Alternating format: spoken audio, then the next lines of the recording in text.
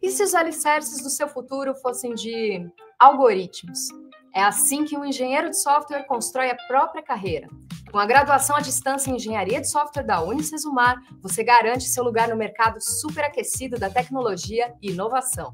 Estudando à distância, você vai aprender a criar, desenvolver e testar softwares, desde a programação básica até a construção de sistemas complexos. Durante o curso, você dominará linguagens de programação como C e Java e entenderá conceitos fundamentais de algoritmos e estrutura de dados.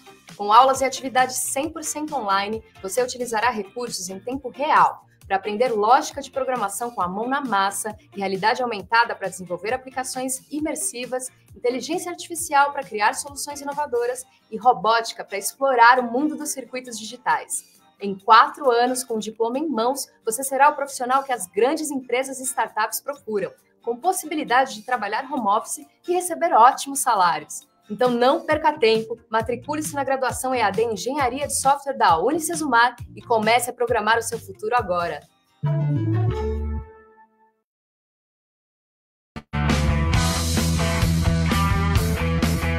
Você está assistindo Teoria de Tudo. O rádio põe no ar uma conversa incerta. Eu leio pelos muros uma coisa concreta. Do outro lado da rua. Olá, olá, olá, muito bom dia. Bom dia, opa, deixa eu botar aqui agora sim. Bom dia, né? Se o microfone mudo, você vai fazer a leitura labial, aí não funciona. Bom dia, boa tarde, boa noite. Estamos no ar com mais uma edição do Teoria de Tudo. Hoje é quarta-feira, dia 11 de dezembro de 2024. E é aquele momento que acelera, né? Acelera e não sou Dória, não se preocupe, acelera os eventos, os compromissos, você não pode estar em todos, fica um pouco ansioso porque deixa os amigos às vezes no vácuo, mas né, infelizmente né, é uma lei que nós não podemos estar em 2 lugares ao mesmo tempo, então fica aqui o nosso abraço, o nosso carinho a todos vocês que estão também fazendo o balanço do fim de ano. Eu não sou muito disso, não gosto muito, mas enfim, né? Muita gente gosta e já faz o balanço e vida que segue. Então, está no ar a edição de número 656 do Teoria de Tudo ao Infinito e Além, por Sabe Caxias, por toda a plataforma, no YouTube, no Instagram, no LinkedIn, no X, não é? E também, é claro, você pode assistir na sua Smart TV pelo YouTube, as redes colaboradoras. Muito obrigado a todos que estão conosco. O apoio de Unicesumar, EAD nota 5 no MEC, uma das melhores EAD do Brasil, considerada aí também pelos nossos usuários. Estamos falando aqui do 5º andar do Polo de Caxias do Sul. Um abraço, querida. Hoje é dia de amigo secreto, inclusive, aqui na Unicesumar. Eu vou confessar o meu aqui. Alô, pessoal.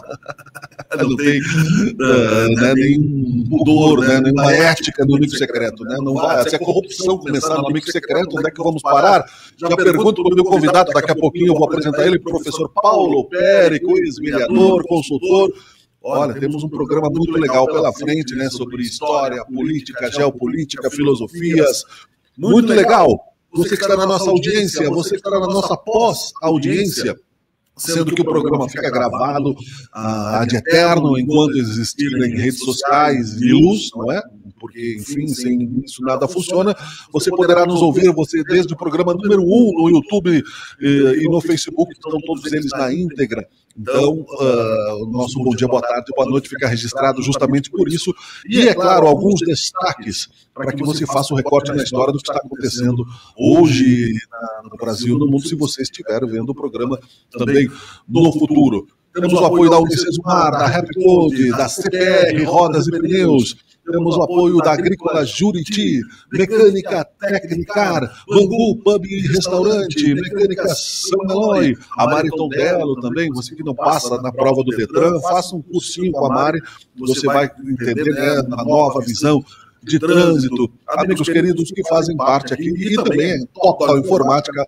O computador é bom quando funciona, a marca que faz muito por você, meu querido amigo comendador Cuiava, também dando suporte tecnológico aqui para o Teoria de Tudo, um produto de Sabe Caxias. Nós temos muita coisa pela frente, então rapidamente né, eu vou fazer aqui, como de praxe, alguns destaques que rolam hoje. Hoje que eu digo, né, dia 11 de dezembro, como já falei, 52% dos brasileiros aprovam o governo do presidente Lula, aponta a pesquisa Quest, 47% reprovam. O Ministério da Defesa abrirá 1.500 vagas para alistamento feminino. A Assembleia Legislativa Gaúcha aprova reajuste de 5,35% nos salários dos servidores do Poder Judiciário. Inflação para o consumidor acelera na primeira semana deste mês na capital gaúcha. Justiça determina a prisão preventiva da mãe da menina encontrada morta dentro de container em Guaíba. Senado aprova regras para inteligência artificial no Brasil. Esse é um debate muito sério, muito interessante e que nos afeta, né? São regras certamente provisórias, porque a própria inteligência artificial ainda não é bem conceituada, né? Então, vamos indo, né? Já se quer regulamentar muita coisa que não se conhece. Mas, enfim, apenas para citar alguns destaques, você pode fazer um recorte da data de hoje. O Teoria de Tudo traz, como sempre, né, convidados aqui para conversar conosco, o professor Paulo Périco, amigo, foi meu professor, né, há muitos anos, não que ele seja muito mais velho que eu, não é, ele já era jovem, né, e já dava aula, e eram boas aulas, né, e nós então temos a honra de trazer aqui amigos e trazer ele para a tela aqui. Professor, bom dia. Bom dia, Brambila, bom dia a todos os que nos assistem. Prazer muito grande estar aqui contigo, pelo Teoria de Tudo. Obrigado pelo convite, para que a gente possa ter a oportunidade de passar um pouco mais de informação, conhecimento, coisas diferentes. E acho que esse teu trabalho aqui, esse teu programa, ele realmente oportuniza isso e dá espaço para que se possa conversar. Que hoje nós menos temos tempo de conversa, temos mais tempo de tela do que de conversa. As pessoas não conseguem mais olhar nos olhos, elas olham apenas para a tela.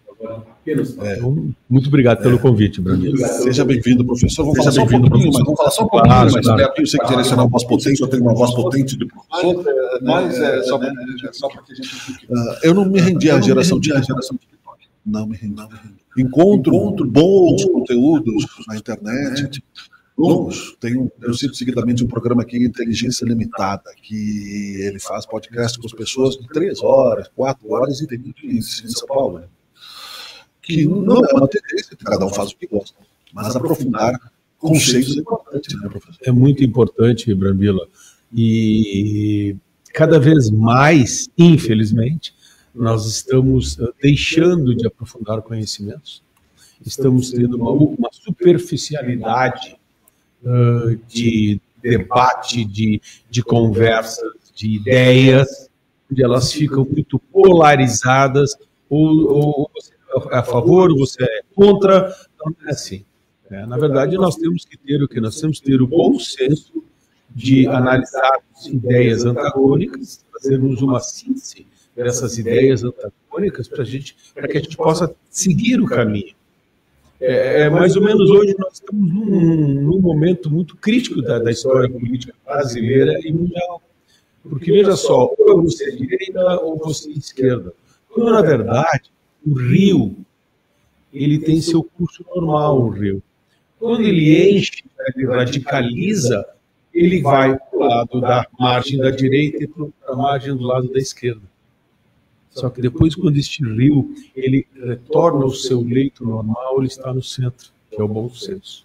Não adianta a gente ficar radicalizando. Essa polarização política que existe no Brasil, ela foi muito intensificada aqui no Brasil na época ali do final do primeiro governo do presidente Lula para o segundo governo do presidente Lula, quando começou aquele discurso de nós contra eles, sabe? Isso aí rachou o nosso país. E ainda hoje nós estamos com esse país rachado. Então nós temos hoje muitos jovens que não querem ouvir falar disso. Porque acham que você é deste ou daquele lado, quando na verdade você tem que fazer o quê? Poxa, vamos discutir os dois lados e vamos encontrar o quê? Um bem comum, um senso comum. Mas está realmente muito difícil hoje. Não só no Brasil, no mundo todo, na Europa, com as eleições, o próprio Donald Trump, o Biden, essa discussão toda, está muito difícil. Essa discussão, esse debate. E esse programa é isso. Por isso que eu te cumprimento, porque Nós temos hoje cada vez menos espaços para debatermos e conversarmos sobre essa situação. Sim. Obrigado, professor. E me permita, né, te chamar de professor. Por favor, né, brasileiro?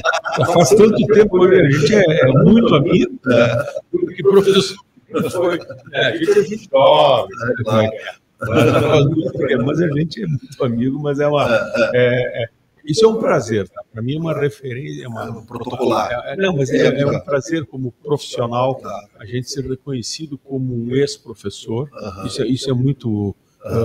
Eu valorizo muito isso. Mas tu és professor ainda, né? Sou professor ainda na Universidade de Caxias do Sul, lá no curso de administração. Eu dei aula durante 40 anos de história, mas a minha formação eu sou formado em estudos sociais, história e direito.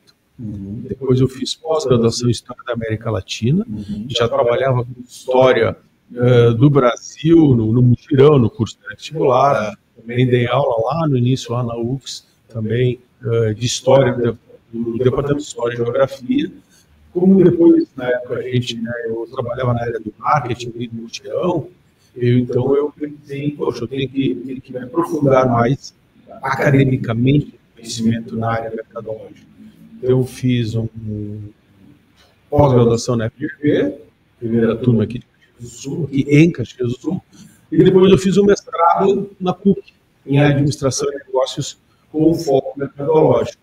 E na época, fundou, lá, a SG, os fundadores, eu criei a marca, eu criei o nome da SG, eu dei ideia, e fui o primeiro de marketing ali.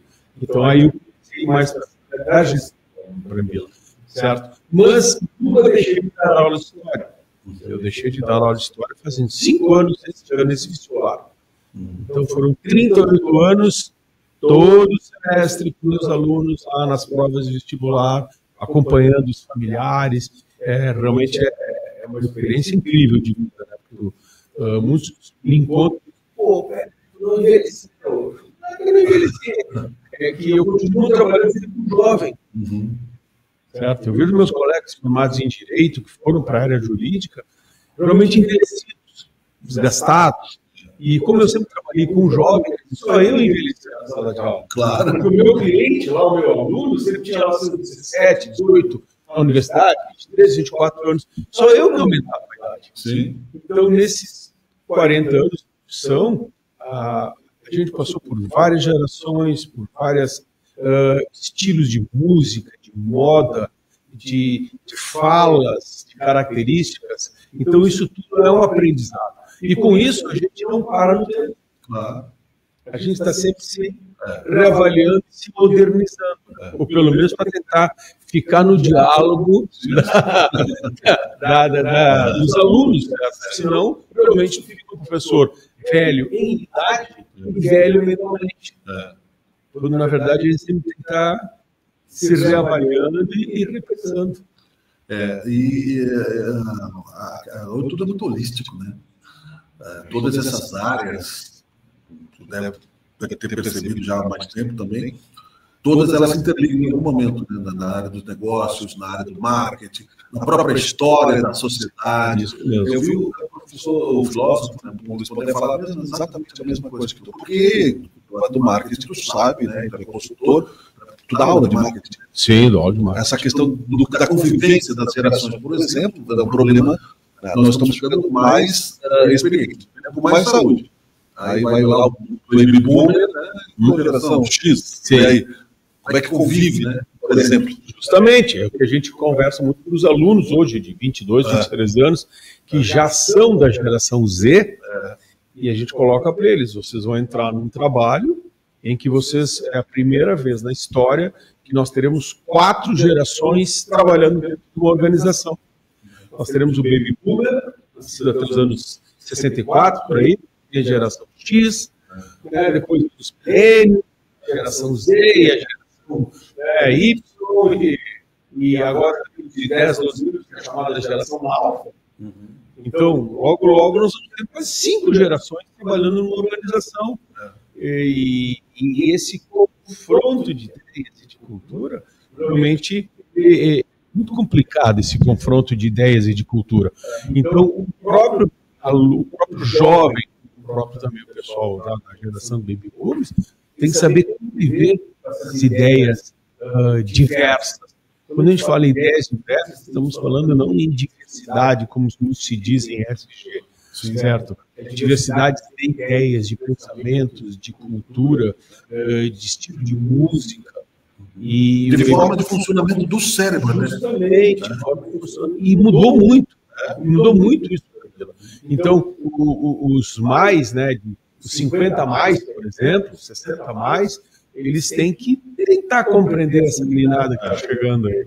E a meninada que está chegando também tem que tentar compreender os seus pais, seus avós, seus tios e aqueles com quem eles estão trabalhando. Então, muitas vezes essas contradições geracionais, elas propiciam ruídos dentro das organizações, ruídos dentro das famílias, ruído na escola também, na universidade. Então, a gente tem que ter aquilo que eu falei inicialmente, a gente tem que ter esse bom senso para poder saber medir bem. Poxa, será que ele tem o direito de pensar diferente do que eu tenho? Ele tem esse direito. Então, quem sabe a gente tenta aprender e tirar dali um pouco de conhecimento, quer seja do mais idoso ou do mais jovem. Então, é isso que está faltando hoje. Até dentro dessa análise, eu vejo aqui, professor, não que o conflito de geração seja uma necessidade, mas pelo funcionamento do cérebro, pelo hábito, pelo metabolismo, pelos hormônios. Isso mesmo. Né? São 4 gerações pela primeira vez na história, então são no mínimo 3 conflitos ali dentro. Justamente, né? Total. E então eu converso com amigos empresários, e eles, alguns colocam assim: eu não contrato 26 para baixo. Eu disse, por que não? Porque esse da geração aí, eles têm outra cabeça. Eu falei, bom, mas eles vão ter que entrar no mercado de trabalho. Então, se tu conseguir entender eles, certo? Tu consegue trazer eles junto com a tua geração e fazer essa integração. Porque essa meninada aí de até 25, 26 anos é aquela meninada que já nasceu dentro do mundo da informática, dentro do mundo da tecnologia, das redes sociais, que a nossa geração, Brambila, não nasceu disso. Nós somos lá da datilografia, certo? Que durou 100 anos, né? Justamente, uma marca, talvez daqui a 50 anos vai se falar assim, a marca Apple foi um grande ícone do século XXI, como foi a Olivetti do século XX, como foi a Kodak do século XX. Sumiram, né? Justamente, então veja que, e quando, por exemplo, eu mostro para os meus alunos assim, uma máquina da datilografia, eu coloco eles assim, essa marca Olivetti, uns ficam um pouquinho mais velhos, começam a rir, mas o resto da menina diz, Olivetti. Poxa, então agora eu vou explicar para vocês o que é um grande ícone, talvez o ícone de vocês seja Samsung hoje, certo? Mas existiram ícones também de máquinas de marcas muito fortes. A tela touchscreen lembrava a Olivetti, aquele rolo, tem uma Olivetti, mas olha, aí que tá. Isso uma vez eu comentei até na aula, meu amigo que disse que, poxa, vocês hoje teclam no seu computador, no seu iPad, de uma forma tão delicada, certo? Na nossa época a gente pegava aquelas máquinas Olivetti, a Facite era a mais pesada que tinha, e tinha que enfiar o dedo naquilo. Então hoje a gente pega um computador e fica continua batendo, parecendo a mesma força. E isso aí está começando a alterar a questão até das articulações, porque eles cada vez estão escrevendo menos com lápis, com caneta. E mais aqui. E a gente sabe que os nossos dedos, eles tiveram, e tem, cada um serve para uma coisa. E isso aí já tem antropólogos já discutindo, poxa, onde é que vai chegar essa questão dessa falta de uso do mecanismo das mãos, certo? Por causa da escrita, da caneta, da questão mais... vai ser um robô, vai ser um computador, vai ser uma máquina que vai fazer aqueles trabalhos mais precisos que o ser humano sempre fez. Além dos simples uso, né? Até na manchete que nós lemos da inteligência artificial, tudo bem. Mas há também certa ansiedade. Vamos regular a inteligência artificial até que ponto, né? Não sei se é possível regular uma coisa que a gente não sabe o que é. A gente não sabe o que é. Ela é generativa, quer dizer, ela está sempre se reconstruindo e construindo. Então nós vamos dizer aqui, eu não li esse projeto aí, mas achei interessante. Bom, vamos pensar em inteligência artificial, mas o que eles estão querendo? Eles estão pensando só na inteligência artificial, no uso, por exemplo, no caráter político, em campanhas políticas? Ou eles vão fazer o quê? Eles vão dizer então que o chat GPT não vai poder usar, certo? O que é isso? O Gemini não vai usar? Até que ponto vai poder usar o Gemini? Nós, professores universitários, estamos com essa situação hoje. Quer dizer, você pede para os alunos virem apresentar um trabalho, então, vocês façam lá em PowerPoint, em Canva. Aí, quando eles colocam assim na tela, eu já digo para eles, tá, isso foi uma inteligência artificial que fez, né? Pelas imagens e tal. Foi inteligência artificial. Bom, então veja, ela fez para você na sala de computador. Nós estamos numa sala de 50 alunos. Vocês vão ver, e a fonte que ela fez é uma fonte para leitura de computador, não para leitura numa sala de aula de profundidade. Então, se não tiveram a visão de aumentar a fonte. Perfeito. Então, são esses detalhes, quer dizer, o ser humano não tem que estar operando atrás. E quer dizer, poxa, não é a aula de inteligência artificial, mas eu tinha que explicar para eles que a apresentação estava legal, mas ela tinha problemas para aquele local, para aquele ambiente. Faltou um cálculo matemático espacial, né? E aí que tá. Então, isso também é ensino para o aluno, porque esse aluno amanhã vai estar numa empresa e, de repente, ele vai ter que fazer uma apresentação para os seus diretores, para a direção, e, de repente, ele tem que... Não é só pegar e jogar na inteligência artificial, mas ele tem que ter essa sensibilidade de, poxa, qual é a sala, qual é a luminosidade, a mesma coisa que você faz aqui, esse jovem tem que ter essa visão. Então, não é tudo vem pronto. E para muitos hoje, eles acreditam que tudo já vem pronto. E aí entra o problema, Brambila. O problema é o seguinte, que eu já vi vários teóricos falando de que a inteligência artificial ela é muito positiva, mas ela poderá ter um problema no futuro. Ela não está nem aí, nós. Porque se nós nos acomodarmos na ciência, na discussão, no debate, a inteligência artificial, e ficarmos historicamente um pouco mais burros, porque a IA vai fazer essa compilação de informações, mas se não se gerar mais informações, ela não é mais generativa, quer dizer, ela vai ficar burra também. Se fechar a internet hoje, é só a base de dados, justamente. Não alimentar mais nada. Isso, então, o homem, o ser humano, ele tem que continuar gerando ciência, pesquisa, debate e discussão, para que justamente isso alimente a inteligência artificial. Senão, ela está ali no estanque, olha, que foi feito de conhecimento, a gente sabe. Aí depois. Ela está embaralhando as cartas. Não vai entrar uma carta nova. Isso mesmo. Isso mesmo, até embaralhando as cartas novas. Mas as cartas que existem. Não tem cartas novas. Isso, não tem cartas novas. Então, essa é uma questão, essa é uma discussão. Então, como é que eu vou fazer uma legalização da inteligência artificial? Talvez eles estejam querendo fazer uma legalização baseado em utilização da inteligência artificial. Ok, mas nós no campo da academia, poxa, a gente sabe que se já faziam antes Ctrl+C, Ctrl+V de artigos elaborados, certo, em revistas acadêmicas e artigos acadêmicos, e cola, hoje tem alunos que nem fazem mais o copia e cola. Hoje tem alunos que simplesmente jogam algumas informações, certo, numa inteligência artificial e ela pega e monta o texto.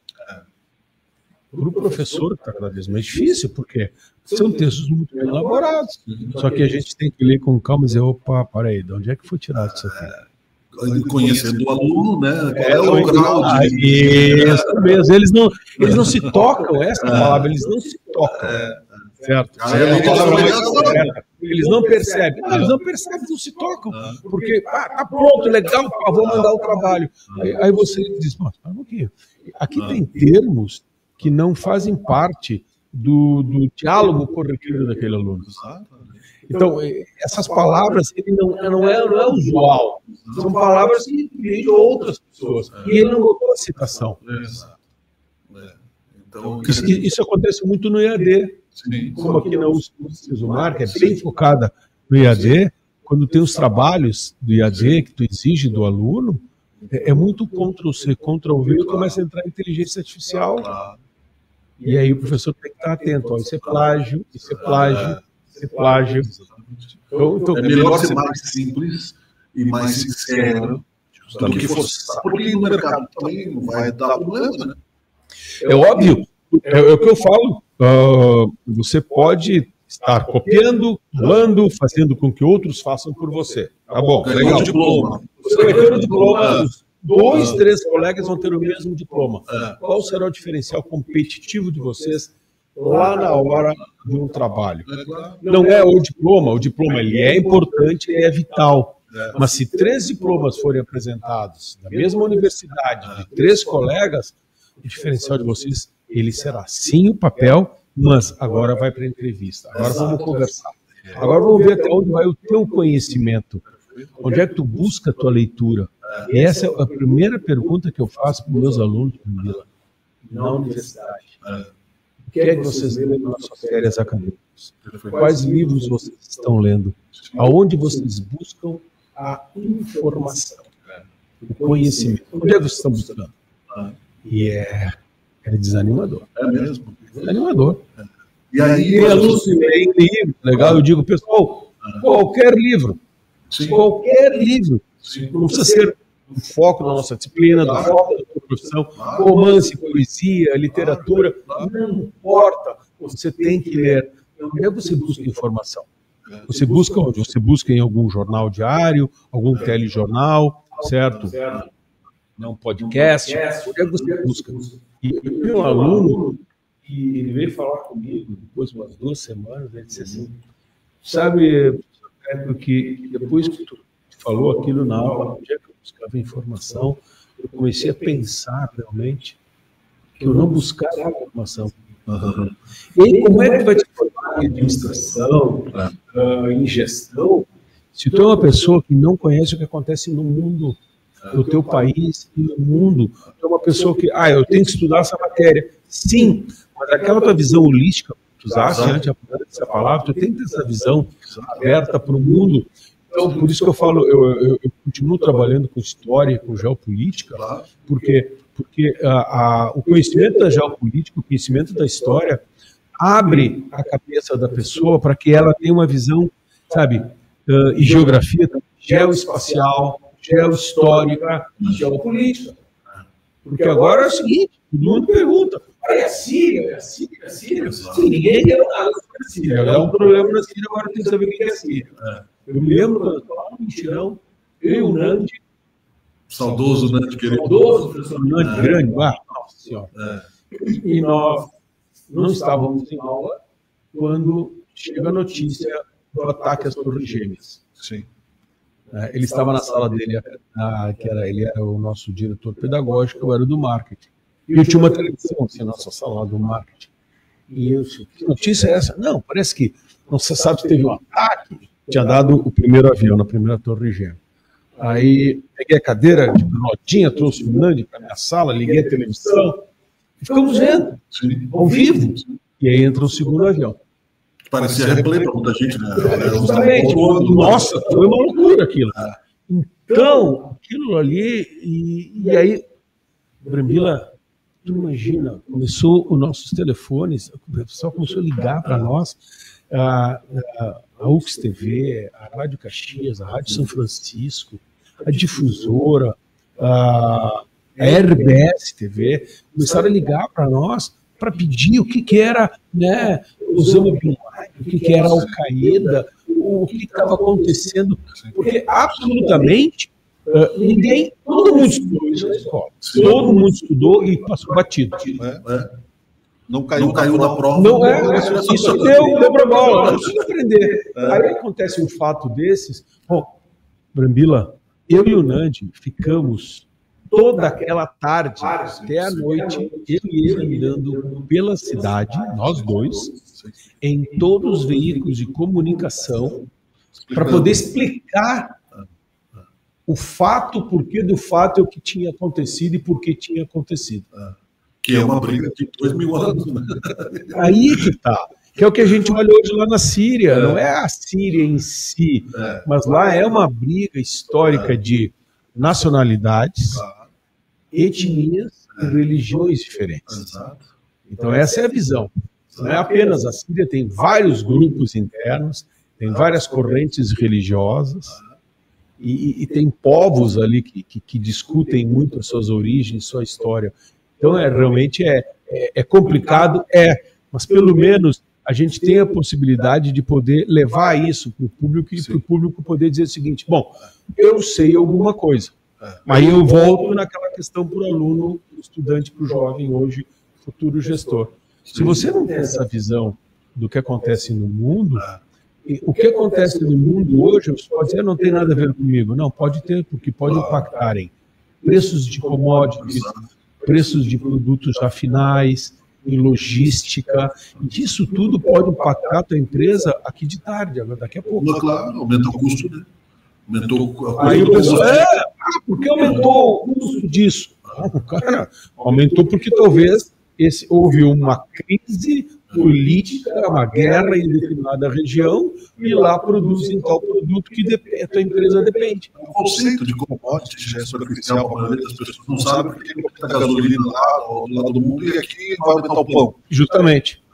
Isso é causa e efeito, é efeito borboleta. É isso mesmo. Aí o pessoal não consegue. Aí vai aumentar o petróleo, vai aumentar a gasolina. Por que vai aumentar a gasolina de novo? Então, faz o seguinte: tu olha lá, porque lá é um barril de pólvora, literalmente, né? Sim. Né? É um barril de petróleo embaixo e pólvora em cima.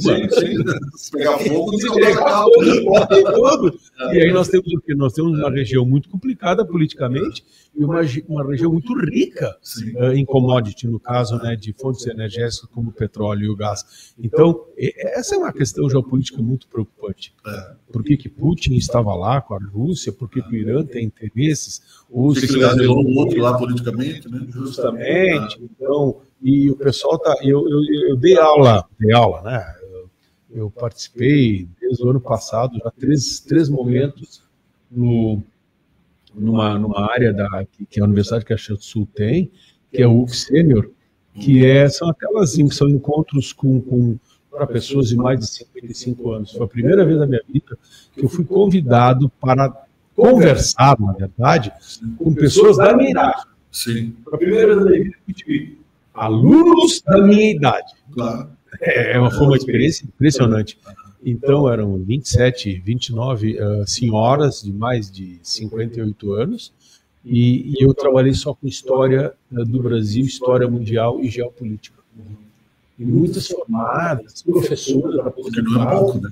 Então, a discussão foi muito interessante, porque tudo aquilo nós tínhamos ouvido na escola, como todo mundo que está nos assistindo. Claro. Todo mundo tem visto na escola. Nós estamos num país em que nós estudamos toda a história mundial e toda a geografia. Os Estados Unidos, eles não estudam isso. Eles estudam apenas história norte-americana e geografia norte-americana. O conhecimento deles de mundo é muito, muito, muito limitado.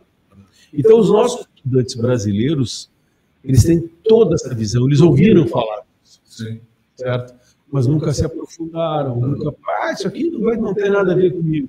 Então, eu falando com alunos, né, e colegas de trabalho com mais de 50 anos, realmente foi muito interessante. E tem que mostrar isso para elas. Mostrar para quem? Para os jovens também.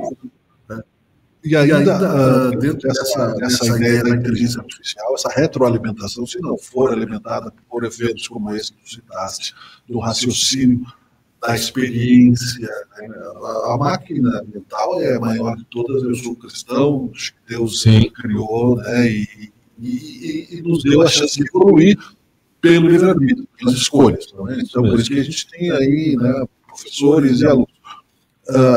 Porque a própria incapacidade de compreensão, ainda insistindo um pouquinho, indo e voltando, né, porque o bate-papo, nessa questão, a retroalimentação da inteligência artificial, daqui a pouco a pessoa vai perguntar e não vai entender a resposta. Primeira coisa. Porque já tem um prompt para ensinar como tu pergunta pro prompt. O prompt é aquele cara que tem que fazer a pergunta para ela te responder, né? Então já se criou isso. Isso aí, Brambila, perfeito, perfeito. Eu fiz um questionamento para os meus alunos e disse assim para eles, qual geração vocês acham que vai se dar melhor com a inteligência artificial? Eu fiz essa pergunta para os meus alunos. E a maioria disse, não, vai ser a nossa geração. A geração Z, a geração Milênio, Y, a Alfa que está vindo agora. Cheguei, não, vocês estão equivocados. Eles, mas somos nós aí, né? Não, porque a gente domina. E, desculpa, professor, mas a tua geração não domina tanto. Eu cheguei, concordo nesse assunto. Porém, qual é a geração que vai se dar melhor? Vai ser a geração Baby Boomers e a geração X, que são os mais velhos. Por quê? Porque são os que têm mais conhecimento e sabem fazer a pergunta para a inteligência artificial. Porque a geração de vocês pode saber operacionalizar, mas vocês não têm o conhecimento suficiente, o entendimento suficiente de fazerem aquela pergunta esperando uma resposta plausível para o que vocês estão esperando. Então, precisam. Então, tu faz uma pergunta muito rasa, tu vai receber uma resposta rasa, que não vai te agregar nada para ti. E outra coisa comum, porque a resposta rasa vai ser comum de todos. Justamente, justamente. Então, vocês vão estar sempre se nivelando ali na base e nunca vai ter nenhum diferencial. Se entrar alguma pessoa com mais conhecimento, com mais estudo, não quer dizer que porque é mais velho conhece mais, mas estudou mais e mais experiência de vida, isso tudo dá bagagem para aquela pessoa poder elaborar melhor uma pergunta do que a geração. Então, por isso que a gente cobra de vocês. Vocês têm que estar lendo cada vez mais para terem o quê? Para terem mais fundamentações para poderem fazer a pergunta correta para a inteligência artificial. Pois, se não souberem fazer a pergunta, receberão a resposta no mesmo nível da pergunta. Ponto final. E será que é isso que vocês estão desejando? E a interpretação disso, né, professor? E dentro o próprio Bill Gates, que é o gênio, não sabe, porque quando se faz a pergunta, ela vai buscar na base de dados mundial, fazendo analogias diversas, misturando todas as culturas, né, enfim. Mas ainda dentro daquela questão que o Brasil estuda muito a história, não é só também decorar capitais, né? Não. Já foi, né? Já foi. Nós tivemos, na época do período do governo militar, ali 64 até 85, né? Nesse período em que muitos de nós que tivemos aula no colégio nesse período, não se podia fazer muitas perguntas. Então nós tivemos uma história e uma geografia positivista. Isto é, era a pergunta e a resposta e muito decoreba. E pouca interpretação. Mas nós líamos mais, nós tínhamos que ler mais. Certo? Hoje nós temos o quê? Hoje nós temos, né, pouca leitura, pouca interpretação e muita liberdade para perguntar. Mas não adianta eu ter liberdade para perguntar se eu não tenho fundamentação para fazer a pergunta. Então, na época, era muita decoreba, mas a gente tinha que estudar muito. Mas também na época da ditadura teve alguns limites, porque não tinha internet, né? Não tínhamos. Nem discos. Sim, nem discos, meu Deus do céu. Eu me lembro, minha mãe foi para a Argentina, e eu disse para ela, para o meu pai, assim, os argentinos têm uns discos de rock lá, a senhora conseguiu encontrar The Purple, e ela me trouxe da Argentina um livro do Black Sabbath, que eu nunca vi aqui no Brasil, e o Made in Japan do The Purple. Cara, imagina isso em 77, por aí. Uma loucura. Quer dizer, a gente tinha que pedir quando alguém saía para trazer. Quando a gente assistia, e a meninada não acredita muito hoje, não acredita, eles não conseguem entender.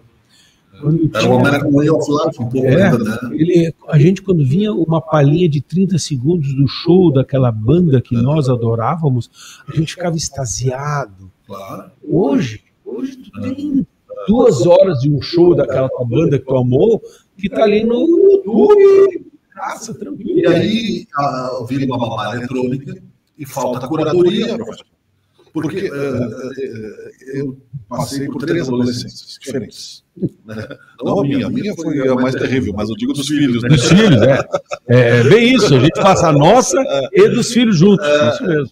Então, quando os dois, eu tenho um teado e 2 filhos. O teado também passou a adolescência, foi diferente.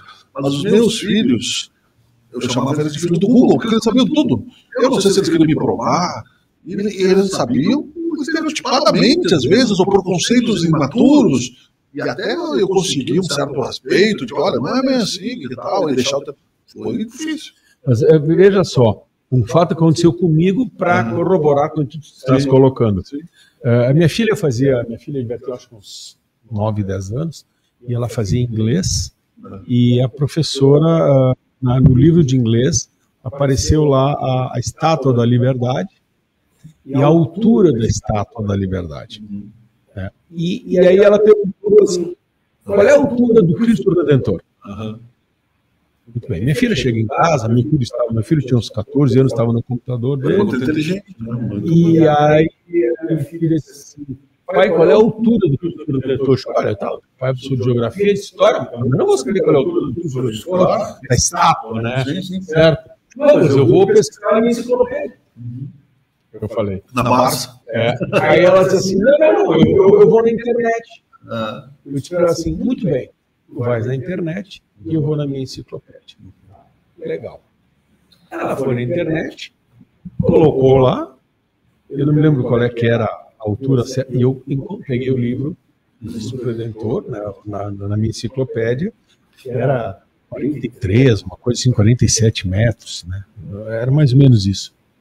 E ela vem com a informação da internet do Google. E ela diz, então tem 34 metros. Não, tem 44, digamos, assim como exemplo. Está aqui no livro escrito. Não, pai, mas o Google disse que tem 34. Aí o meu filho disse assim, espera um pouquinho, onde é que tu pesquisou no Google? Aí ele foi comentar na cidade do Rio de Janeiro. Ele entrou na cidade do Rio de Janeiro e a informação que dava na cidade do Rio de Janeiro era a mesma que tinha na enciclopédia. Aí eu mostrei para minha filha. Qual tu iria acreditar? No Google. Porque tu não sabe onde é que veio a informação. Alguém jogou a informação lá. Na Wikipedia, certo? Mas aqui nessa enciclopédia tem autores, tem nomes. Isso aqui é coisa séria. Então, veja que tu foste na primeira e tu achou que aquela era a primeira informação, estava correta. E eu fui na minha tradicional, na minha velha, como tu diz, ora estava certo a minha. Esse raciocínio explica todo o problema das fake news que nós estamos vivendo. Total. Né, professor? É verdade. Porque a experiência política que tu tiveste, né? Nós estamos com 43 minutos de programa e está um papo importante aqui, muito legal. Depois eu vou fazer um pequeno intervalo aqui para a gente, né, só dar uma respirada e conversar, porque fica registrado isso. Então eu estou aproveitando a tua presença, que eu sei que é bem ampla a tua agenda. Professor Paulo Périco, que não é professor da Universidade de Caxias do Sul, veio nos visitar aqui numa troca de experiências na Unicesumar, né, no Teoria de Tudo, e também consultor, ex-vereador, tem uma experiência de parlamento, e que... Secretário de Cultura, secretário de Cultura do município, foste igual ao governo do governo do prefeito Cassina. Então, não tinha me lembrado dessa parte, ainda bem que citaste. E isso tudo, vou fake news, para não fugir aqui depois, gente, como é que tu está vendo essa dificuldade pedagógica que vai passar? Algumas pessoas terão a paciência de um professor de explicar para os filhos. Eu consegui fazer com que eles tenham curadoria, nem tudo que tu vê é verdade. Mas a gente vê nos grupos de WhatsApp da família, né, um monte de coisas terríveis que nos aproxima de uma barbárie fundamentalista, eu diria, professor. Eu concordo com você. Nós temos hoje, por exemplo, esses digitais influencers. Perfeito. Muito bem, digital influencer. A primeira coisa que eu vou ver, e eu questiono isso muito para meus alunos, inclusive meus filhos, qual é a formação desse digital influencer? Onde é que ele está buscando o conhecimento dele? Aquilo que ele está fazendo realmente é verídico ou é produzido para gerar o quê? Para gerar mais críticas, para gerar mais discussão, mais debate, porque ele tem que ter o quê? Ele tem que ter likes. Então ele tem que monetizar página dele lá no Instagram, no Facebook. Então ele tem que criar polêmica. E parece que é a polêmica realmente que vem. Mas é aquela polêmica que não traz nada. Porque hoje você pergunta, hoje para muitos jovens, eu quero ser digital influencer. E eu pergunto para eles, um digital influencer gera economia? O que ele gera para o país? E aí vem um dado que me preocupa muito. Hoje o país que mais tem digital influencer no mundo é os Estados Unidos, com 13 milhões. Nossa. O segundo é o Brasil, com 10 milhões. No entanto, em proporção à população, o Brasil é o primeiro, porque nós temos 220 milhões de habitantes, temos 10 milhões. Os Estados Unidos têm 350 milhões de habitantes e tem 13 milhões. Então, veja só... qual é o caminho que a gente está tendo? Qual é a informação que esses digital influencers trazem? Tem uns que têm, sim, fundamentação. Tem, você percebe no seu discurso, na sua fala, mas tem outros que não. E aí viram essas fake news. Certo? E viram pessoas eleitas, inclusive. Inclusive aqui em Caxias, né? Pessoas eleitas, inclusive aqui em Caxias.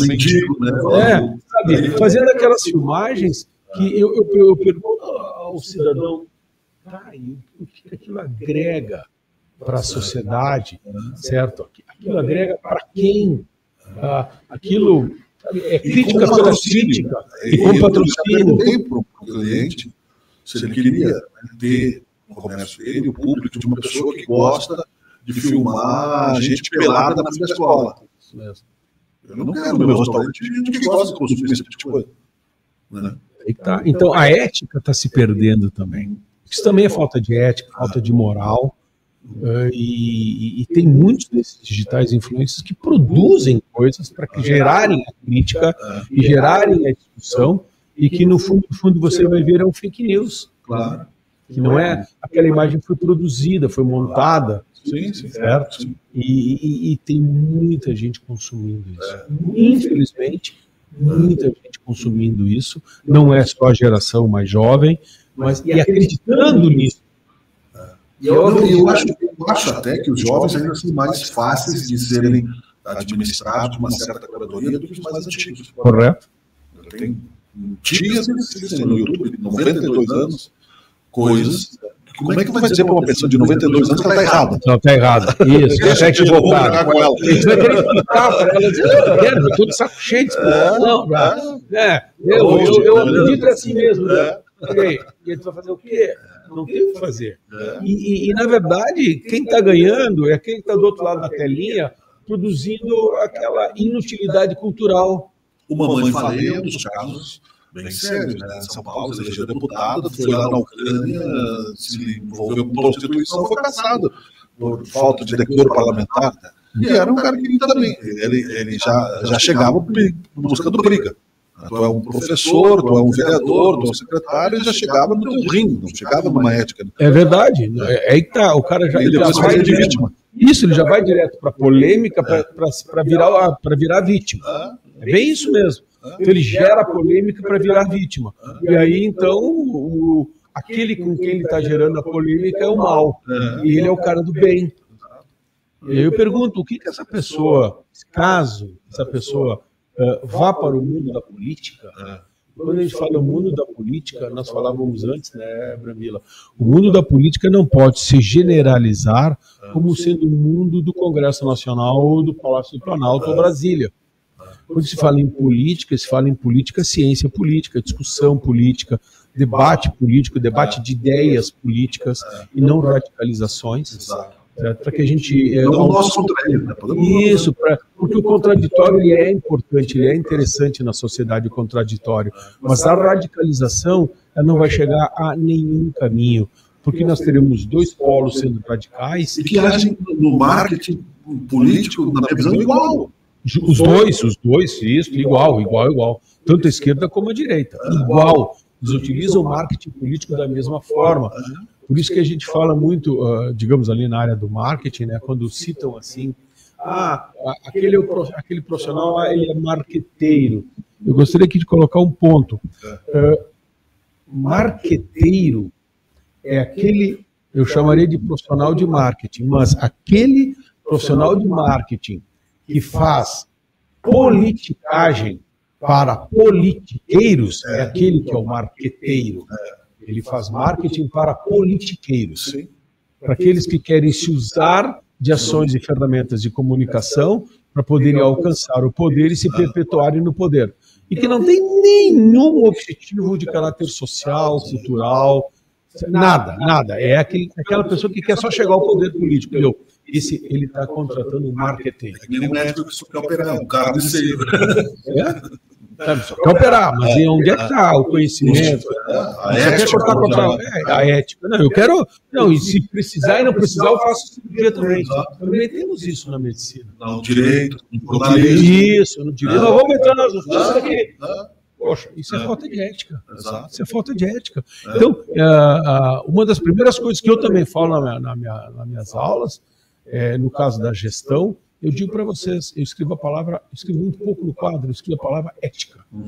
Vocês têm que ter ética na sua profissão, ética na sua gestão do seu negócio. E aí, professor, vamos aprofundar um pouquinho o termo, porque a filosofia, ela nos traz, né, na essência do diálogo, o acordo, né, da compreensão de ética. Por exemplo, vamos ao termo ética. O que é ética para ti? O que é ética para mim? Então, e esse acordo social se perdeu, porque a ética é a questão da relatividade moral que acabou se estabelecendo de uma forma bem difícil, vejo. Muito difícil.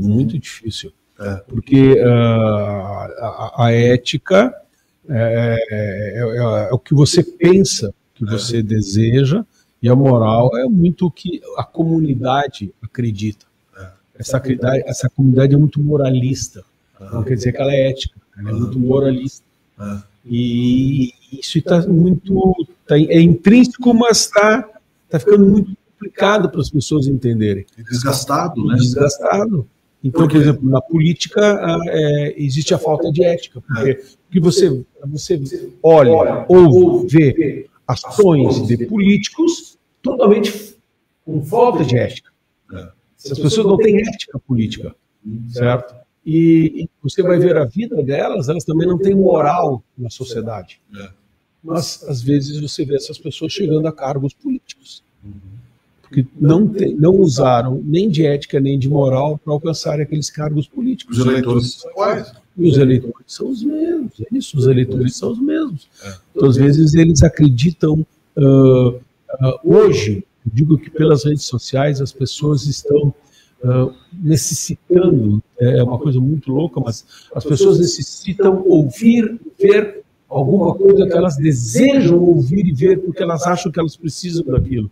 Então elas possam acreditar em mentorias as mais loucas possíveis. O do metaverso, por exemplo, não foi das mais loucas, mas foi um oportunista para... Total, a gente discutia em aula, não, porque o metaverso e tal. Eu disse, alguém então vai comprar alguma obra de arte do metaverso, vai fazer investimento. Não, porque o Ronaldinho Gaúcho lá pagou $150 mil.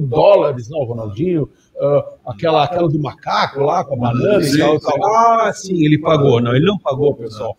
Ele foi pago para dizer que ele pagou. Para pegar quem? Para pegar aqueles que vão lá botar $5, $10 numa obra de arte do macaco, uma banana, sei lá o quê. Vou comprar um espaço na nuvem? E tinha uma enxurrada de mentores e palestrantes dando aulas de que metaverso era o futuro e morreu, né? Todo mundo, todo o dinheiro, eles ganharam dinheiro. Então, é um profetismo. Mas é verdade. Tanto é que o Zuckerberg, né, do Facebook, que até mudou o nome para Meta, de metaverso, nossa, isso aqui vai ser uma grande coisa. Pessoal, nossa senhora, eu comentava com os alunos assim, pessoal,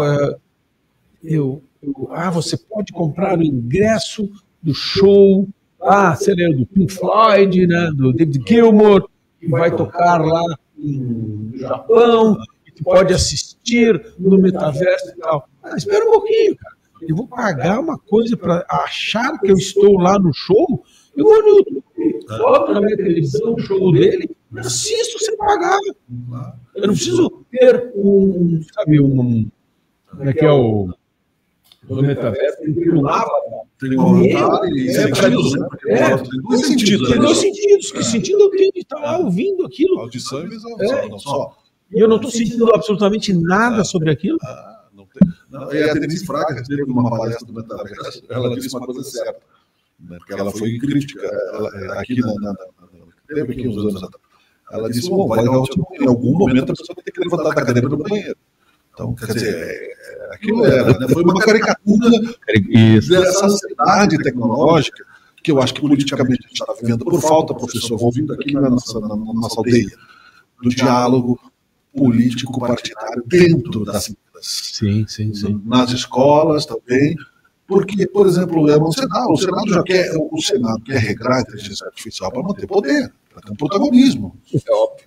Né? É bem isso. Nós temos uma contradição, inclusive política, agora que é falta de ética, no meu modo de pensar, é o seguinte: o governo do presidente Lula agora, com o ministro Haddad, eles têm que fazer a proposta daquela PEC dos cortes de gastos para ficar, né, dentro daquela questão lá financeira, tá? Da meta financeira, né?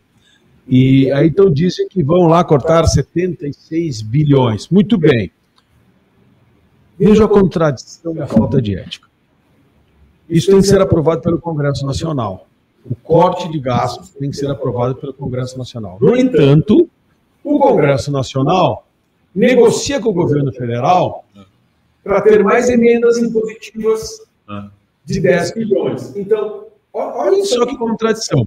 O governo diz, tá bom, eu deixo vocês fazerem 10 bilhões de emendas para vocês aprovarem uma PEC de corte de gastos. Então, eu te dou 10 bi para tu aprovar um corte de gastos. Mas espera um pouquinho, mas esses 10 bi já não tinham que estar no corte de gastos também? Então, eu pago para alguém aprovar um corte de gastos, mas eu não estou produzindo gastos. Então, isso é uma contradição ética e moral dentro do Congresso Nacional. Eu troco lá da cá, é dando o que se recebe. Eu dou meu voto para ti, mas eu tenho que receber alguma coisa. Então me deixa eu fazer as minhas emendas impositivas. Pessoal, vejam só aos nossos aqui ouvintes, um deputado federal, o poder hoje do deputado federal é de simplesmente ficar distribuindo emendas. Um despachante. É um despachante de muito luxo lá no Congresso Nacional para distribuir emendas para seus municípios eleitorais, seus rurais eleitorais. Que, portanto, o professor não está lá só pelo salário, né? Está lá pelos interesses pessoais das empresas, a maioria é empresária, inclusive. Então existe um jogo ali. Agora, poxa, então eu fico assim, vem deputado federal e diz, não, eu consegui enviar 30 milhões, 10 milhões lá para o Hospital Geral, no caso aqui do Rio do Sul, ou para a universidade, em tal lugar e tal. Não, espera aí um pouquinho. Aquele dinheiro de quem é seu, aquele dinheiro é do imposto do cidadão. Então não é você que está enviando aquele dinheiro. Então, qual é o trabalho que você, deputado federal e senador, está fazendo? É simplesmente ficar fazendo o quê? Troca de, olha, eu dou 100 mil para aquela tal escola, ginásio de tal comunidade, e aí eu tenho os votos depois, mas eu estou usando o dinheiro daquela própria comunidade para depois devolver para ela. Exato. Para ver como né, a cadeia, né, política está mal... E isso é um dos poucos países do mundo que o legislativo tem esse poder. No mundo é o legislativo brasileiro, é o Congresso Nacional. Ele tem poder de ter dinheiro para poder fazer ações executivas, ou exigir que o executivo faça aquelas ações. Então, para não perder a governabilidade, eu preciso comprar o Congresso, né? Falando, trocando em miúdos.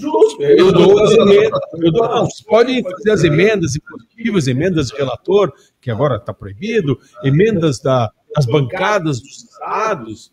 E aí eu pergunto para os ouvintes, vejam quantos deputados federais, senadores, você que está aqui nos assistindo, tem na sua região. Exato. Se a sua região não tem um deputado federal, ou não tem um senador, mas principalmente deputado federal, talvez a sua região, que pode ser forte economicamente e populacionalmente no seu estado, talvez ela não receba absolutamente nada durante 4 anos. Eu conto como exemplo a região aqui da Serra Gaúcha, aqui no Rio Grande do Sul, em que aqui no Rio Grande do Sul, não agora, mas em 2 últimas legislaturas, no Congresso Nacional, aqui nós temos em torno de 1 milhão, 1 milhão e 100 habitantes. Nós temos aqui 700 mil eleitores. E nós ficamos durante 2 legislaturas sem absolutamente nenhum deputado federal. Eu era vereador, estive em Brasília 2 vezes, batendo na porta de ministérios, somos o Ministério da Saúde, e também no Congresso Nacional, de chapéu na mão, tá? Pedindo para deputados gaúchos, que não são aqui na nossa região da Serra Gaúcha, porque nós não tínhamos deputados, pedindo para que nos apoiassem para conseguir dinheiro para terminarmos o hospital geral. Quase que um lobby, né? Justamente. Não é a função de um parlamentar. Eu fui ao Ministério da Saúde e falamos com o subsecretário, que seria como se fosse um vice-ministro da Saúde, que era um gaúcho, o ex-secretário da Saúde na época do governador Sartori, e lá nós fomos pedir dinheiro para o Hospital Geral. Sabe qual é que é a resposta? Ele dizer, nosso ministério, nós não temos mais dinheiro. Vocês têm que conseguir com as verbas dos deputados. Eu disse para o secretário, nós não temos deputados na nossa região, nós não temos para quem perguntar. E os deputados que estão aqui, os gaúchos, eles não fizeram votos, mas nós não estamos dentro do grande programa eleitoral deles. Eles só pingaram e buscaram votos aqui. Nós não temos para quem pedir. O Ministério não tem dinheiro. O senhor pensa em voto distrital, professor? Eu penso. Seria mais... Eu sou a favor do voto distrital e parlamentarismo. Por quê? Porque uma vez que eu sou eleito deputado federal, senador, eu sou deputado federal por 4 anos, senador por 8 anos. Se eu fiz ou não fiz nada, eu continuo deputado e continuo senador. Eu não sou corresponsável com o executivo, como no caso do parlamentarismo, porque no parlamentarismo existe uma corresponsabilidade de governabilidade entre o parlamento e o primeiro-ministro. Porque o primeiro-ministro é eleito segundo o partido de majoritário ou a composição majoritária no parlamento. Então, o quê? Se o parlamento dá um voto de confiança ao primeiro-ministro, vai para frente. Se não dá um voto de confiança, o presidente, ou no caso o monarca, ele pode o quê? Bom, destitui o primeiro-ministro e mantém o parlamento, ou ele cria novas eleições para o parlamento para pedir para a população. É esse o parlamento que vocês querem que continue? Então, no parlamentarismo, aquele deputado, aquele senador, ele não sabe quanto tempo ele vai ficar lá. Se ele não fizer efetivamente nada, ele pode sair mais rápido do que ele imagina. No nosso caso, não. Eu sou eleito deputado federal, tenho aquelas emendas, distribuo lá para as minhas áreas eleitorais, pingo alguns votos em outras regiões, certo? E deu. Eu distribuo aqui, distribuo ali. Apareço nas eleições e faço... Deu. Isso mesmo. E fico mais 4 anos. Ou fico mais 8 anos. Mais 8 anos. Nós temos um senador no Rio Grande do Sul que está lá há 20 e tantos anos e, sinceramente, dizem até que ele é de Caxias. Eu nunca vi nada. É o Paulo Paim. É o Paulo Paim. Falando do salário mínimo, né? Ele ficou 30 anos enrolando os aposentados, certo? E não fez absolutamente nenhuma lei. O seu partido esteve no governo durante 16 anos, agora está no governo de novo. Nada. É senador, senhoras e senhores. É senador. E nós estamos aqui dando crítica por crítica. Mostre para nós, cidadãos, o que foi feito lá no Congresso Nacional. É puramente isso. O difícil disso tudo é que cidadãos como Paulo Pérez, como Miguel Brambila, que gostam, como jovens que estão tentando crescer, ser uma minoria no sentido de tentar fazer saudavelmente essa discussão, essa pressão para uma mudança política. Porque pior de tudo é ver essa estagnação, essa fuga de pessoas inteligentes, né, para outras nações, ou alienação total. Ou alienação total, nós estamos já faz um bom tempo que o Brasil é um grande exportador, não de commodities, o Brasil é um grande exportador de mentes. A nossa juventude, há muitos anos, há mais de 20 anos, está saindo do nosso país, está indo estudar fora ou morar fora, e a sua inteligência está sendo utilizada lá em outras nações, e nós estamos perdendo o quê? O maior potencial de desenvolvimento e de riqueza de um país. A riqueza de um país não é o que tem no seu subsolo. A riqueza de um país é o que tem em cima do seu subsolo. Porque nós podemos ter riqueza no subsolo e sermos um povo tão burro que seremos roubados a vida toda e nunca seremos ricos. Se você pega um Israel da vida que não tem absolutamente nada de riqueza mineral, mas ele tem uma grande riqueza natural, que é o ser humano. O Japão não tem o Waze, o tomate cereja, o drone, tudo bem, por causa da guerra, muita coisa, mas usaram isso, usaram a inteligência deles. O Japão é a mesma coisa, eles não têm nenhuma riqueza mineral. Eu digo para meus alunos quais são os dois países mais ricos em riqueza natural no mundo. Sabe o que eles respondem? Eu digo, pode começar a dizer, eu vou para o quadro.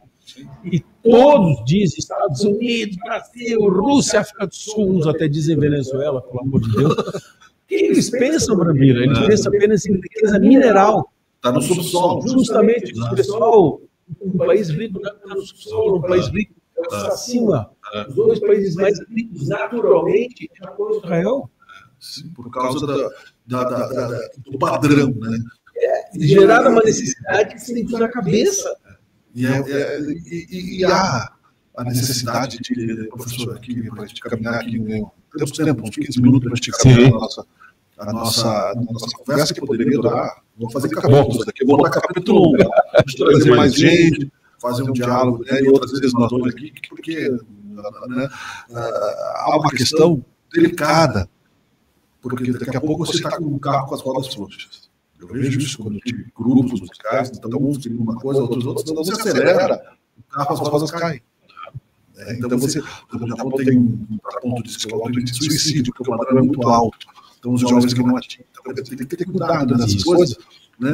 Mas, a família exige muito, cobra muito desse jovem, a família. E por outro lado, tem um programa da Globo News, que é Cidades de Soluções, que falou, por exemplo, o Japão, eles são criadores lá do Timbala, que é o magnético, né, que é porcelana, trem desliza.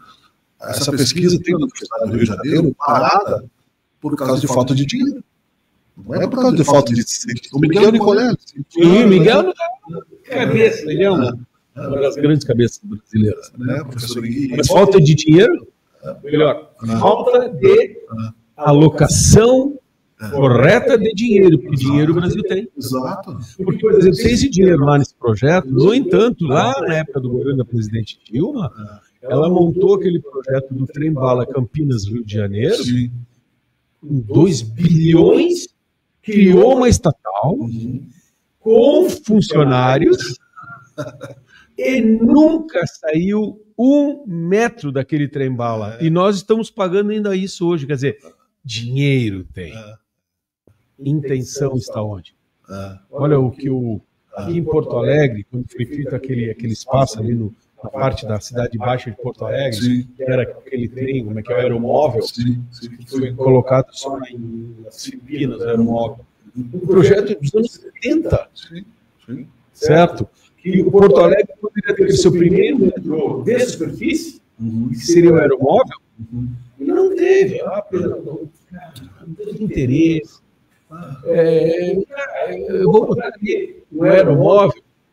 Quem é que vai ganhar na jogada? Nós vamos para baixo da terra, que o custo médio para fazer o metrô é infinitamente maior do que eu fazer para aéreo. Claro. Então vamos lá para a terra. justamente para nenhuma preocupação, fazer furo, né? Fazer buraco e ganhar. O dinheiro, né, o projeto, tanto é que a gente viu o caso da Odebrecht. Né? Então, quer dizer, e por falar nisso, eu dei aula 8 anos na Bahia, nos MBAs, na universidade lá na Bahia, que é na Unifax, que é a maior privada que tem lá no estado, e todas as férias acadêmicas de janeiro e julho, eu ia para a Bahia para dar aula lá no MBA, ficava lá às vezes uma semana, até às vezes um mês, porque essas aulas são semanais, né? Que no Rio Grande do Sul tem aquela característica de final de semana e tal, toda semana é uma disciplina só. E lá tem o metrô. O metrô de Salvador é muito louco, ele sai de meio da cidade e não chega a lugar nenhum. E nunca metrô. Tanto é que eles compraram, é loucura, eles compraram as locomotivas e quando chegaram as locomotivas, eles viram que a bitola era diferente. Aí compraram as outras locomotivas. E eu dava aula, me lembro, dava aula ali na época, um pouco antes da Copa do Mundo. E eu dizia assim para os meus alunos lá, vamos lá no Rio Grande do Sul pedir se a gente é a favor da Copa do Mundo no Brasil. Lá no Rio Grande do Sul todo mundo é contra. Sim. E aqui, não, que a gente é a favor, os livros são a favor. Não, porque se vier a Copa do Mundo, então ele vai terminar o metrô. Então nós vejam como o Brasil está no inverso. O Brasil utiliza um evento para terminar uma coisa social, quando ele deveria ter a coisa social para depois proporcionar o evento. Então, realmente terminaram o metrô, por causa da Copa do Mundo, que não chega nem até o aeroporto. Sim. Então lá eles dizem isso. Gastou-se quanto? Ganhou-se quanto? E aí, assim caminha a humanidade, nós poderíamos aprofundar com a questão da eletricidade, a história do Tesla, da General Electric. Também, o Tesla, o Thomas Alva Edison, da General Electric. A questão, professor, que eu já citei, que eu vou te chamar para a gente conversar em outro momento, também, eu fiz um trabalho de conclusão de curso aqui numa das áreas do marketing, que mostrar uma empresa e gerar reverso, uma coisa assim. Existe, eu repito várias vezes, existe um projeto na Porsche, da Siemens, alemã, uma startup chilena, combustível verde, deve se conhecer, 90% menos poluente. A partir da energia eólica, que é feito no Chile, a quebra da molécula da água, que é H2O, faz o álcool sintético, a gasolina verde, 90% nessa questão do carbono que nós estamos vivendo, claro. Mas nós falamos aqui até agora da guerra da Síria, do petróleo. Por que é a mesma coisa da energia elétrica? É o mesmo cartel, a mesma coisa. Justamente. Como a gente fala também hoje, o governador Eduardo Leite está muito nessa luta pela questão, né, do combustível verde, combustível de hidrogênio, para o Rio Grande do Sul se transformar num grande polo de venda dessa energia verde.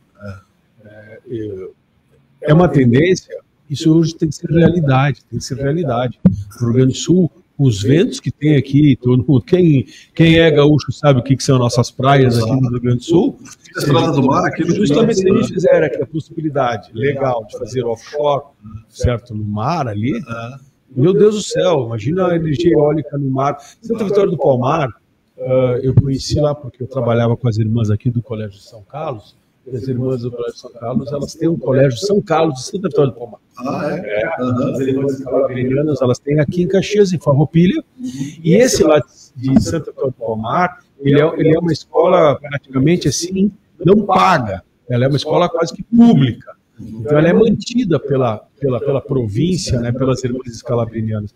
Então, como eu tinha aqui para Santa Vitória, aí lá eu fiquei conhecendo o projeto de uma empresa espanhola, que é um dos maiores projetos no Brasil, que é mais de 300 hélices lá, né, de energia eólica. E o vento que bate lá é uma coisa impressionante. Então, olha o fator energético positivo que a gente tem. Agora, há um interesse disso? E uma característica, professor, dentro dessa ideia da UFL, porque o hidrogênio tem um problema de armazenamento. De armazenamento, isso mesmo. Porque esse é o principal.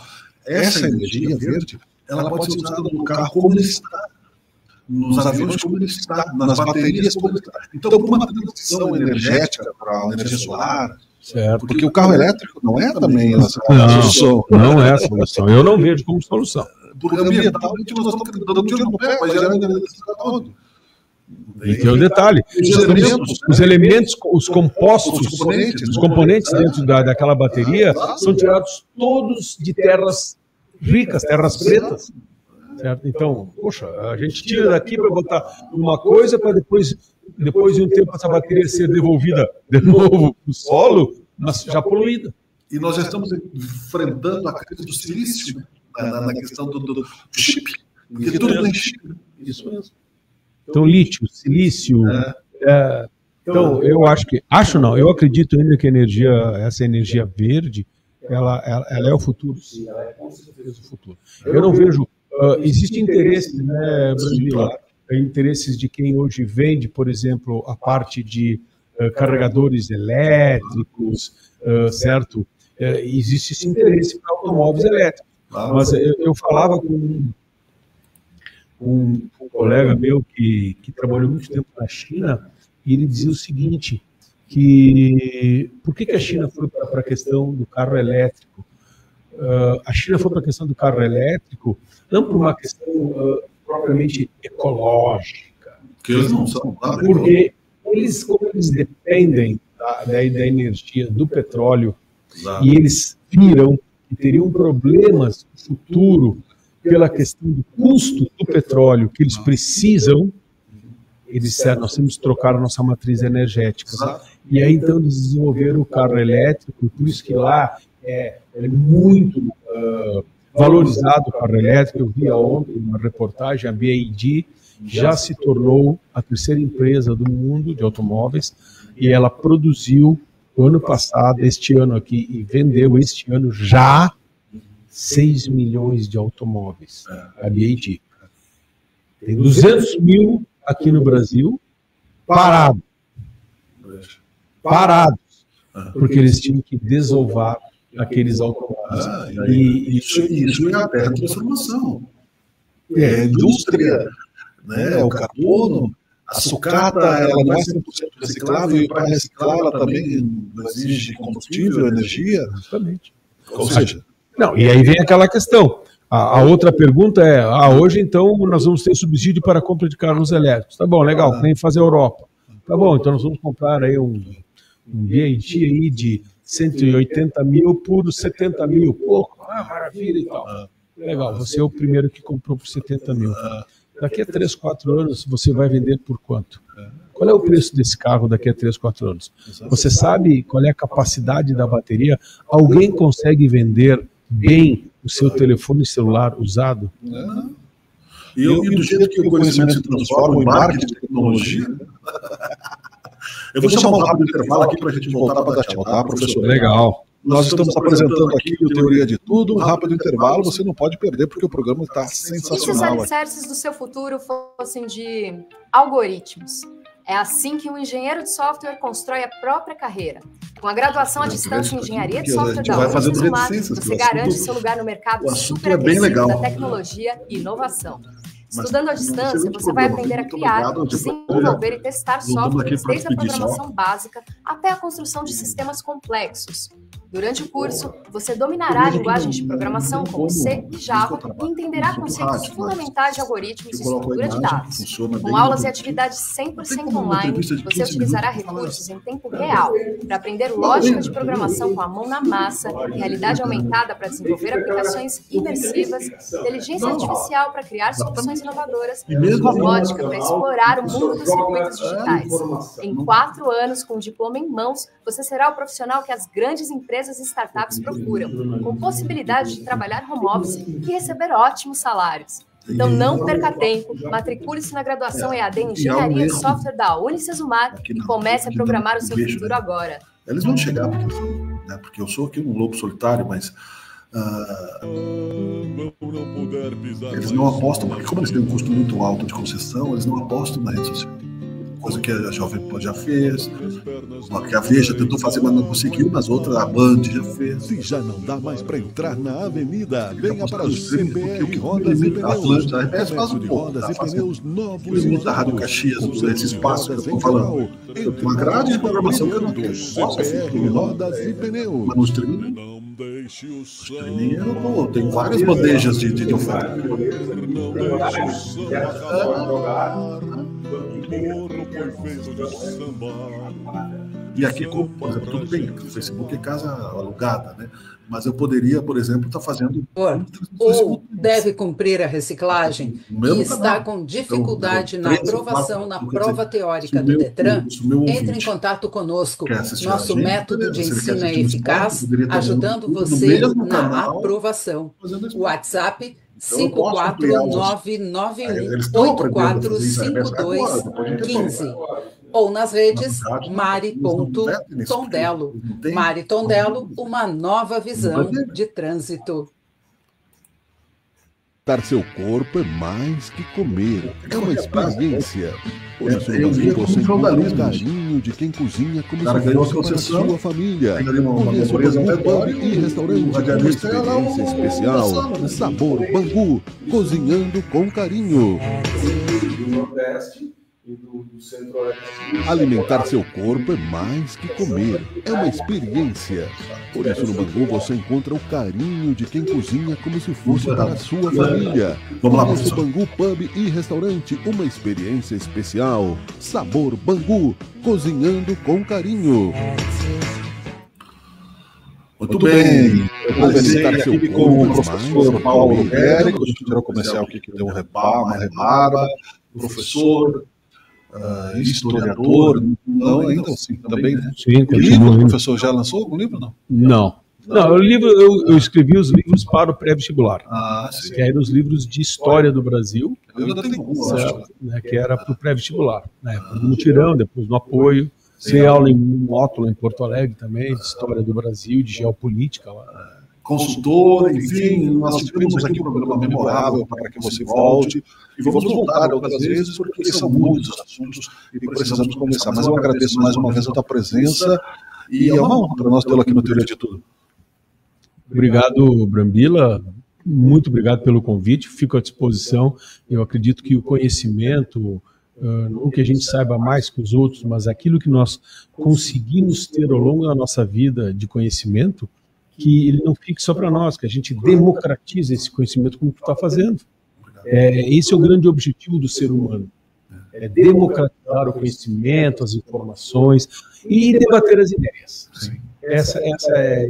E por isso que eu te agradeço muito e te cumprimento pelo trabalho que você está fazendo aqui no Teoria de Tudo. Muito obrigado, prazer tê-lo aqui. Tem rede social, é ativo na rede social, professor? Se Sim, quiser conversar contigo, quiser te mandar um direct, tem meu Instagram, que é professor Périco, acho, o Instagram, o Facebook também, tem o LinkedIn.